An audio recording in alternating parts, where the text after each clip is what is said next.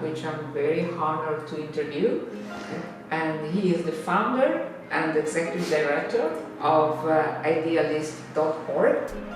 Tell us about Idealist. Idealist is a website that connects organizations all over the world, nonprofits, NGOs, with people who want to volunteer with them or work with them or do an internship with them. So it's a big matching service between NGOs, nonprofits, and people. So, like you said, there's more than 100,000 nonprofits come there. They post, they share their volunteer opportunities, their jobs, their internships, and then about 50, 60, 70,000 people come to the site every day and find a way to get involved. So, all these things that we take for granted now. So you can say, I speak Italian and I want to work in India next year. I'm a nurse. What is available for me? And all over the world, and also, of course, locally. So you started the company here in New York? Yeah, it's a non-profit also, and I started in New York a long time ago. In 1996, right? 1996, yeah, it was a long time ago. I read that the idea, the vision you had to start this company was once that you were in the military and you were looking at your enemies, the Syrians, that they were playing soccer. Yeah. And when you saw this image, you thought they are like us. Yeah. So why we call them enemies? Yeah. Maybe I have people in the military with me that they are taking the socks from me. Yeah. And maybe there are people in Syria on the opposite side that will give me socks. So I think the fence should not be between Syrian or Israelis, but between people who give me socks. Yeah. Or they just give me socks. Yeah, so which is an 18-year-old father. Yes. But to some degree, still with me, I think that all over the world there are people who share some basic values. And the fact that these people exist, people who believe in freedom and dignity and peace and generosity and joy and all these things. And we can't even see each other because what we see are labels. We see masks, we see nationalities, we see races, we see religions, and we can't even see across the other person to realize how much many of us have in common. Not all of us, but many of us, and that there should be a way for us to work together somehow for these goals. Yes. So that's why Idealist exists. Yeah. So how do you select the organization? I guess there is a selection for the organization to take part of your platform. Yeah, it's just selection done, I guess, in the filter. So we invite all nonprofits to join us. They have to be a nonprofit, they have to be an NGO. Okay, first of all, they have to be an NGO. Yeah. And then they agree to certain rules, no illegal action, no violent action, of course, nothing against, no discriminatory, no hate, none of that. And then once you get rid of that, there's really very few bad things left. Sometimes we think that there are pro and con people for everything, right? There's pro-abortion, against, etc. But nobody's fighting for more cancer. So in fact, in most issues, there's not an organization trying to get more people sick. It's not. So in most situations, the moment that you say no hate, no discrimination, no illegal action, you're essentially okay. So, in most cases. Yeah. So what are you most proud of since the inception? There is something that happened that you didn't expect? Or you already had a vision the way it is now? Or something in the course of things changed actually for the best? Interesting. Or even for the worst. So let's see. So Sorry. what am I proud? No, it's good. What am I proudest of? I think that there are many stories of people doing good things because they found them with us. I think I have to say that personally, what I'm proudest of is of the team that we have built. So there's 30 of us that work in the office together. 30 of you in New York? Yes, in New York. All of us in New York, except one person in San Francisco and one in Quebec. But we're in New York. And I spend more time with them than I spend, with my family. I mean, that's all of us, I think, spend more time. And so it's very important to me who they are. And I love these people. I think sometimes, say, who do you hire? And I say, I think that kind and interesting people who make me laugh. That is my medal of summer. And so I'm very proud of this team that we have built and of how they treat each other. That really is like this daily sort of source of pride. And then I think in terms of what has surprised me, or I think it's surprised me that everything takes so long. I was, maybe now I'm maturing a little bit, impatient. That they say that Rome wasn't built in a day. Yes. and I don't understand why. Let's build it in a day. Why not? And so things take longer than you think. But it's good. It's interesting, and I like the people. And the most of us want, you say, dignified work that supports a dignified life, safe neighborhoods. Oh my God, you did your research. Good yes. healthcare, great education for our children, secure old age, clean air and water, loving community, and some beauty to feed our souls. So do you think you have achieved some of that? No, with outside. the organization. No, I mean, the organization. as much as Yes. as significant as the work that we do is, I'm aware that we're also very small. I mean, the fact that we have 50,000 people every day on the site, there are 8 billion people out there. So I think we have helped many people do more, but it's still a very big world out there. And I open the newspaper, or I watch the news every day, and there's a lot to do out there.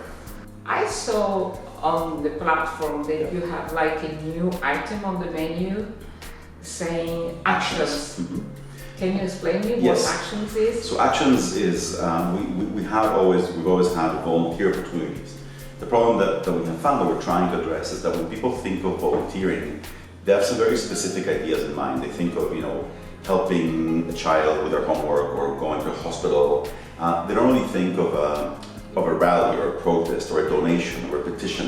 There's so many ways to actually do things, and so we came up with this concept of actions that includes all of that. It includes volunteer opportunities, it also includes events, it includes so many opportunities to take action, to move to action, basically. So we're still grappling with the best way of promoting that, but that's the idea. The Idealist.org, enter your location, enter what you're interested in, and see what happens.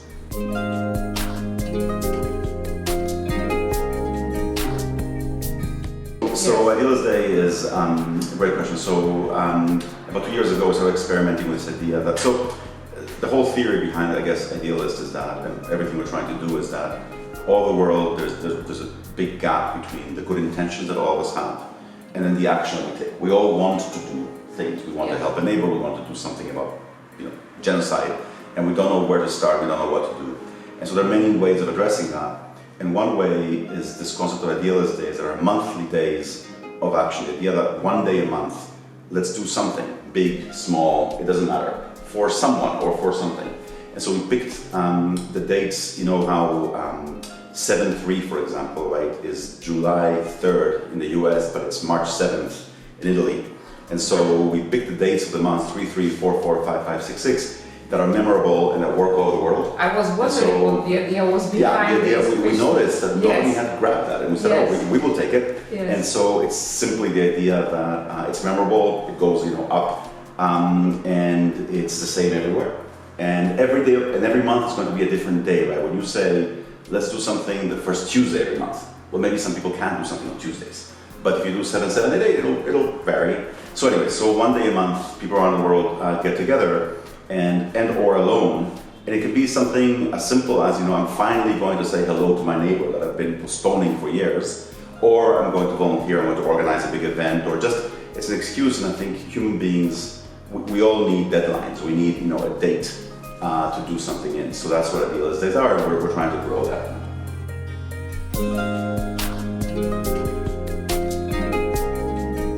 An idealist. So it's a loaded term, and we have to sort of find a name. To me, today, an idealist is two things. One, it's a practical dreamer. It's someone who basically has dreams and things they want to do, but they're also practical about actually doing them. And also someone who believes in freedom and dignity for all people. That to me is critical.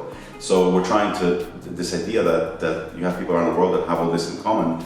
One reason we don't get together is because we don't have a name. It's helpful to give things a name. If you say everyone who believes in dignity and freedom is an idealist, I'm an idealist too, then we can get together. So that's how we define idealism. But first of all, hopefully give it a positive meaning.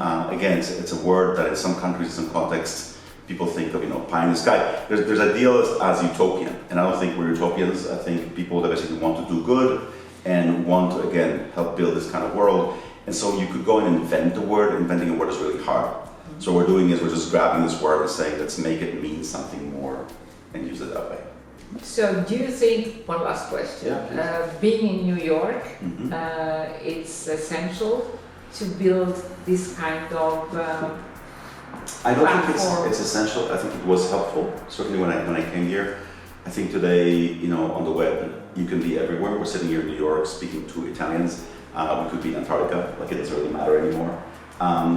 So New York, I think, is great in some ways. There's access to everything and everyone. It's also expensive. So, it's yeah. You can Maybe do this to from find anywhere. also people, To find people, idealists, yeah, it's exactly. easier because you can find people from all over All the over the world world, yes. that are very active and interested in doing something maybe good for the world Absolutely. with no boundaries. I mean, the theme Yeah. of today is just go across the boundaries. Exactly. And New York is the city where normally you do this. Yeah, I saw something that in Queens, I think, that in the public schools of Queens, there are children who speak 800 languages. Wow. Just in the schools of Queens. Yeah, it's crazy. This is New York.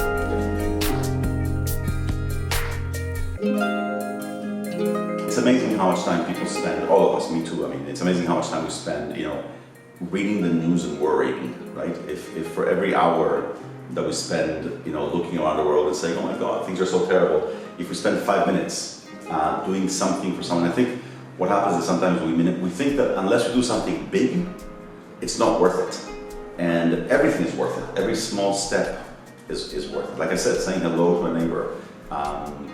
People in the city, many buildings have doormen, right? Like, finally asking your doorman what his name is. Like, these things make a difference. Yes. And so tiny things like that, they're not tiny. I think nothing is tiny, all the way to much bigger things that you can do. But do something. Don't just worry. And don't wait for someone to save you. That's the other piece that's interesting is that, there's a big election coming up in this country. And there's this interesting cycle where, every 4 years, there's this hope that, this new person will save all of us if we just vote right. And then we just wait for the next 4 years to vote again. And no, in the meantime, we can do so much and they won't save us. They might fix some things, they'll never save us. So we have to save ourselves. And so, yeah, just do that. Just do one good thing.